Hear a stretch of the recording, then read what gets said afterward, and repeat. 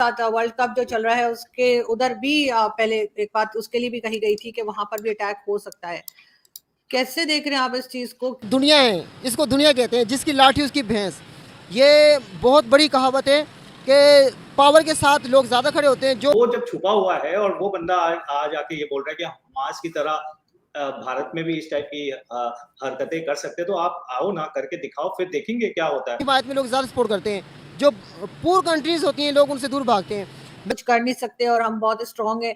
वो कहते हैं ना कि अपने दुश्मन को कभी भी कमजोर नहीं समझना चाहिए। तो वो क्योंकि वर्ल्ड कप चल रहा है, वहां पे कई जगह की टीम्स आई हुई हैं आपके यहाँ। और नमस्कार दोस्तों, आपको पता ही है भारत में वर्ल्ड कप हो रहा है। इस पर खालिस्तानियों ने धमकी दी है कि हम अहमदाबाद का स्टेडियम उड़ा देंगे, हम ये कर देंगे, हम वो कर देंगे। जो ये पन्नू है कुछ दिनों पहले छिपता फिर रहा था, क्योंकि बताया जा रहा था इसको रो मारने वाली है, और आज ये ऐसे बोलता है। आप देखिए जो पाकिस्तान के लोग हैं वे क्या बोलते हैं इसके बारे में। भारत की और कनाडा की, क्योंकि एक बार फिर जो सोशल मीडिया पर अभी मैंने देखी है, कुछ क्लिप्स आई हैं और दोबारा से धमकियां लगाई जा रही हैं, थ्रेट्स किया जा रहा है कि भारत में अटैक करने का भी कहा गया है, और वही वो पुन्नू जो है उसकी तरफ से। और साथ साथ वर्ल्ड कप जो चल रहा है उसके उधर भी पहले एक बात उसके लिए भी कही गई थी कि वहां पर भी अटैक हो सकता है।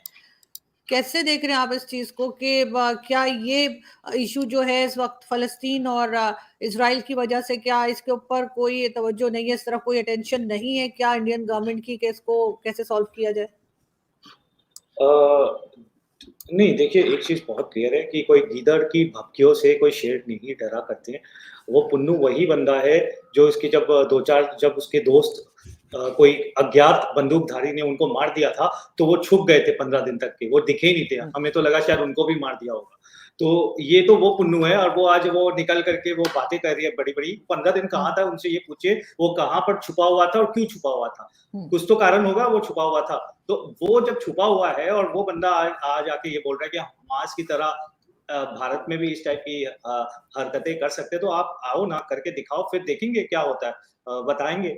क्योंकि ये वो वाला भारत नहीं है कि आप घुस जाओ, 300 लोगों को मार दो 26/11 में और कोई कुछ बोलेगा नहीं, सिर्फ डोजियर भेजेगा। यहाँ तो सीधा सर्जिकल स्ट्राइक होती है, सीधा बालाकोट पे स्ट्राइक होती है, पता भी नहीं चलता कितने लोग मारे जा चुके हैं, और 300 लोग मारे जाते हैं सर्जिकल स्ट्राइक्स में। तो अब मुझे लगता है हमारे जो पड़ोसी मुल्क है पाकिस्तान, वो तो समझ गए हैं कि कोई भी मिस एडवेंचर इंडिया में तो मत करो। तो वो अब सोचते भी नहीं है, अगर करते भी है तो उनको बड़ी मुंह की खानी पड़ती है। तो मुझे लगता है दिस इज वेरी क्लियर, और अगर कोई और भी करेगा तो उनको भी मुंह की खानी पड़ेगी। अब ये दूसरा वाला भारत है, ये वो वाला भारत नहीं रहा जो कि डोजियर भेजा करता था। ये तो सीधा मतलब आपको एकदम बूढ़ों के पास भेज देगा।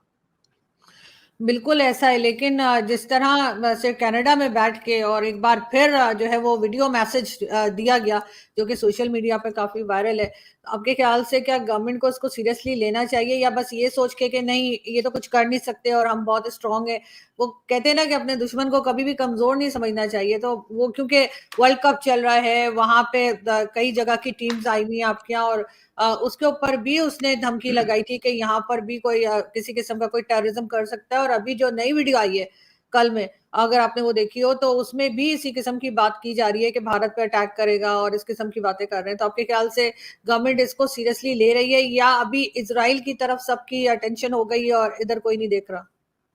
नहीं, देखिए, गवर्नमेंट हर हर हर इंटरनेशनल इवेंट को बड़े सीरियसली लेती है और बड़े सीरियसली उसको सिक्योरिटी देती है। आपने देखा होगा G20 के इवेंट हुआ था, जिसमें सारे वर्ल्ड के बड़े लीडर्स आए थे, बिडेन साहब भी आए थे, आपके बाहर के भी सारे आए थे, ऋषि सुनक आए थे, कनाडा के ट्रूडेau भी आए थे।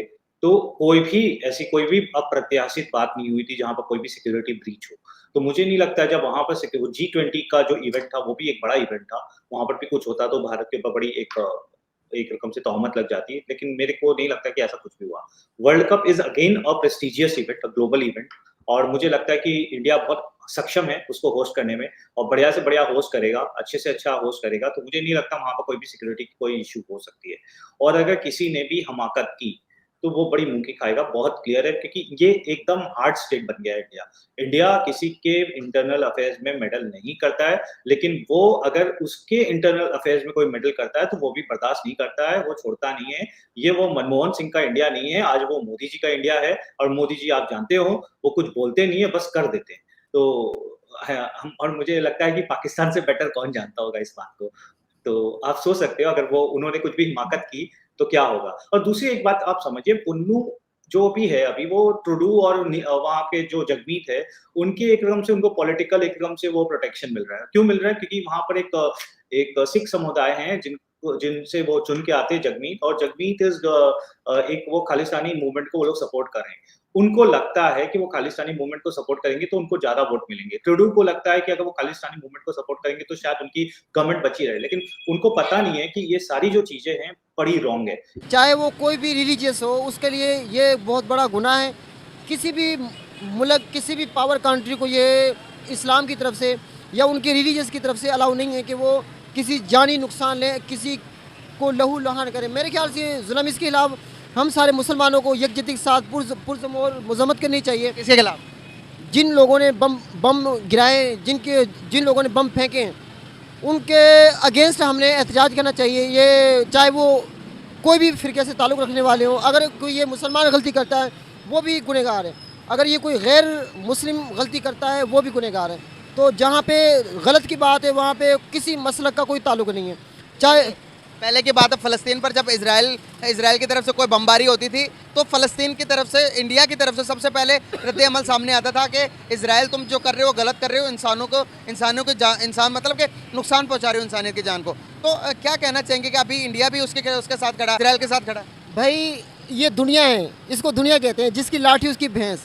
ये बहुत बड़ी कहावत है कि पावर के साथ लोग ज़्यादा खड़े होते हैं। जो पावरफुल कंट्रीज़ होती हैं, जो ज़्यादा सक्सेस कंट्रीज़ होती हैं, उनकी हिमायत में लोग ज़्यादा सपोर्ट करते हैं। जो पुअर कंट्रीज़ होती हैं, लोग उनसे दूर भागते हैं। मेरे ख्याल से अगर हिंदुस्तान उनकी हिमायत में खड़ा होता है, अगर वो रोंग है, तो हिंदुस्तान भी उसमें मुजरिम है और गुनहगार है। तो